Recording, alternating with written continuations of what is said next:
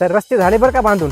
मग आता एक काम करा, नाल्या बांधायला घ्या आणि रोडच्या दोन्ही साईडनं खोदून काढा आणि जी माती निघल ती पूर्ण रोडवर टाका. साहेब नाले बी झाले बरं का बांधून. मग आता एक काम करा, आता अंडरग्राऊंड नाल्या घ्या, मोठ्याले पाईप आणा आणि ते खाली रस्ते आडवे टाकून द्या. कायला साहेब लय फजिती झाली ना, काय झालं? सगळी धूळच झाली ना, लोक ओरडायले. अरे काम चालू आहेत म्हणलं धूळ तर होणारच ना रोडला. लोकांना जरा त्रास सहन कर म्हणा, अजून 2-3 वर्ष हळूहळू काम होऊ द्या आपलं. साहेब तुम्ही सांगितल्याप्रमाणे सगळे रस्ते खंदून झालेत, सगळे रस्त्यावर खड्डेच झालेत. अरे मग आजूबाजूची माती घ्या आणि टाका रस्त्यावर, थोडीशी धूळ होईल, बाकी काय आहे. सर रोडचे पूर्ण कामं झाली.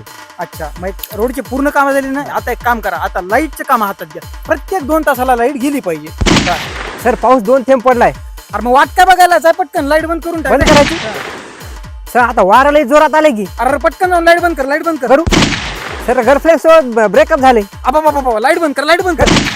सर रस्त्यात खड्डे का खड्ड्यात रस्ते, काहीच कळना झाले, सगळे खड्डे रस्ते खराब झालेत. अरे 2-3 वर्ष लावून आपण ते रस्ते बांधलेत. आता काय लोकांना थोडा त्रास सहन करा म्हणा. एक काम कर, मुळमाचा ट्रक आण आणि दे सगळ्या रोडवर पसरून, धूळ तर धूळ.